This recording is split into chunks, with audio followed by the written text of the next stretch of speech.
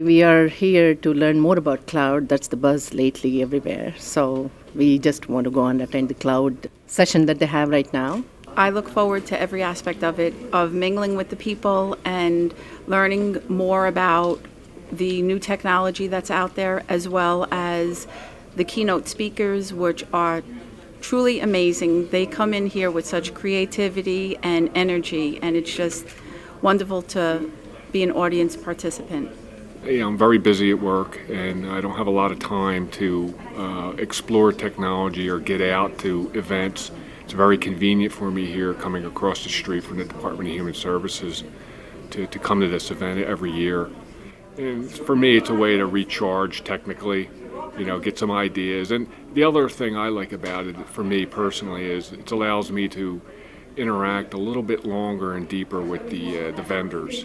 It was a great opportunity to come out and see some of the speakers and hear them talking about just what's going on in technology today. Veronica Lee this morning, the keynote speaker, he was great, hacking the learning curve. It was very interesting in some of the ways he was showing you to step outside of your box as a person in life, and in life and how we are with our job here at OIT with information and technology. Because some of us are, we're a little nervous to press the button still. And sometimes you're going to fail. And he says it's okay that you fail. That's where you learn from. Yeah. So I work for Department of Children and Families. We have a lot of social workers, sort of deployed workforce going out in the field, and so we have some mobile solutions, and I'm just looking for that next phase. There's a variety of vendors here that have solutions. So one of the main problems I have is I have to have a cellular connection. These are staff members who are out in the field. They need to be able to connect, doing investigations for child abuse and neglect. They need to be able to connect back to our network and see, document their work or do lookups, things like that, which are, on a closed network. And so seeing what options they have in the product that's coming out, in a couple of days from Lenovo or, from Dell, it's interesting to see what's coming out and then sort of imagining, how I'm going to work that into, or advise people on how we might work that into our needs. Well, I met some people from local government, and I actually had lunch with them. I also met vendors from Oracle, Avaya, and IBM while I was here too, so I got to talk with each of them about their products. I enjoyed the keynote, especially the point that the speaker made about looking at changes as opportunities, looking at the ability to exercise either latent skills or build new skills. I thought that was a good point to make and one that I try to implement. This is my first time, so I'm kind of exploring. I really liked the morning session that we had about hacking. There was a speaker. He was very good, very informative. I think I've learned a few things, and I'm looking forward to learn more. I think it's a great event. I hope that the state keep hosting this. I think it's a wonderful opportunity for state government employees as well as vendors to get out and network, but I also think it's a great educational forum as well. We also had the chance to sit down with the person who put this whole event together, Jack Mortimer of Government Technology Magazine. Jack, it's an honor to have you on the podcast. It's great to be here. So, you're the one who organized all this. This is the NJ Digital Summit. This is your project. True, as I'm one of a team, but I am the conference director. We have a great team. 4 of us are here actually working on the conference right now. We also have a great advisory board composed of mainly CIOs in state agencies, a lot of OIT personnel, and local government CIOs as well. And they advise us on what content is most needed and wanted, and then we craft a program around that. How does a particular speaker or program make the cut to get into the NJ Digital Summit?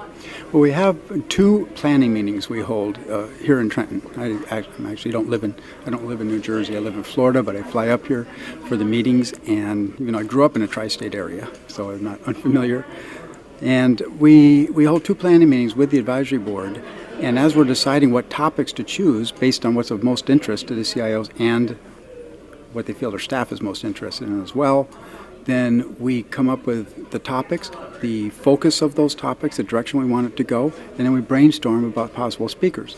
Now we take advantage of both private sector and public sector speakers because we found that audiences most prefer to attend a session that has both viewpoints.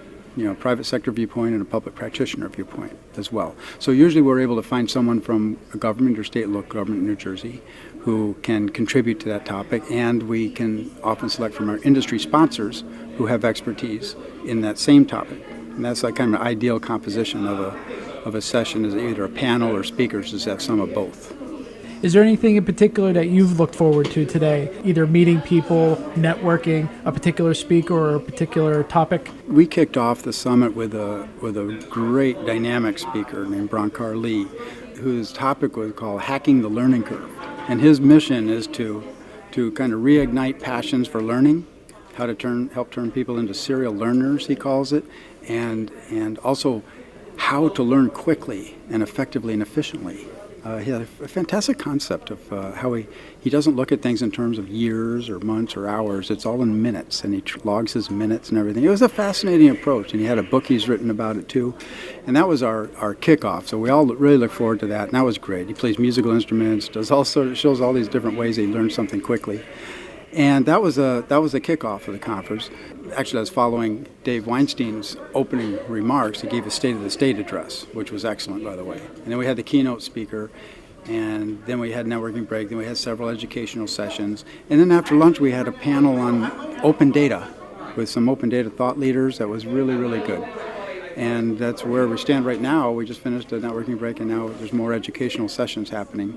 Tomorrow morning, we have a keynote speaker to talk about communicating in a crisis. He says, his subtitle of that session is 30 years of work destroyed in 30 seconds. Oh, yeah, the dread of every IT professional just to have all their data wiped out or ransomwared or otherwise destroyed. And how to prepare for that, because if you handle it wrong, it can become a newspaper scandal or it can become bad for morale or something. But if you're prepared, this is how we handle it, this is how we deal with it, you handle it quickly. And very often when you have a proper crisis plan, it's a non-event when these things happen. So it's remarkable how it can just die out and not be a problem. But if you can handle it entirely wrong, which most people do. So we're looking forward to that tomorrow. That's the keynote. The NJ Digital Summit is organized in part with Government Technology Magazine. What else does Government Technology Magazine provide? What kind of articles can I expect to see in there? Well, GovTech, we call it for short, is totally geared towards state and local government, IT. Not federal, although federal people do read it too. But what we're trying to do is, tell the story of what's happening out there in state and local government, IT-wise, share successes, problems, challenges, solutions, and just different news-worthy items. And we have our website, govtech.com, is very, very popular. Is GovTech a monthly, a bi-monthly, bi-weekly? Monthly magazine, but our website is updated daily, multiple times a day. More and more, we're finding people are looking at it digitally or online rather than with a paper magazine, but we still send out an awful lot of paper magazines. What should people attending the NJ Digital Summit, what do you want them to take away from the summit? There's two things we really try to do with the summit. To get people away from their desks, offices, cubicles, whatever, take a breath, and really step back and look at what they're doing, what's coming, how they can prepare for it. And that the educational part of that, about what's ahead, is one of the two big things we're trying to accomplish. The second one is for people to get to know people that they don't talk to every day. I mean, they're able to share their challenges with others who are facing something similar, share ideas, solutions, and that's extremely effective. One county CIO told me once that a conference like this is worth 5 years of mistakes, and it's really true. Now, if you come here and just hang out with a person who has a desk next to you all the time, that's not going to happen. But if you make a little effort to talk to others and talk to the vendors too who are here, then you can almost surely recoup the day and a half you spent at the conference quite easily by just time savers and there's no need to keep reinventing the wheel. Well, Jack, I know I've had an excellent time here at the NJ Digital Summit. I thank you for helping organize it. I will definitely check out govtech.com. And I'd just like to give a shout out to OIT for all the work and support they do. They've been fantastic, and they've been great partners in the summit every year, and especially this year.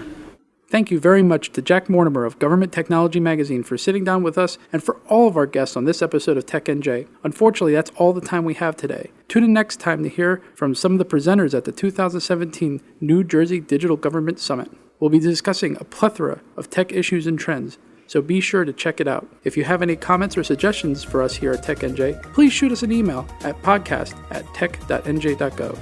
Thank you for listening to this special episode of TechNJ. We'll catch you next time.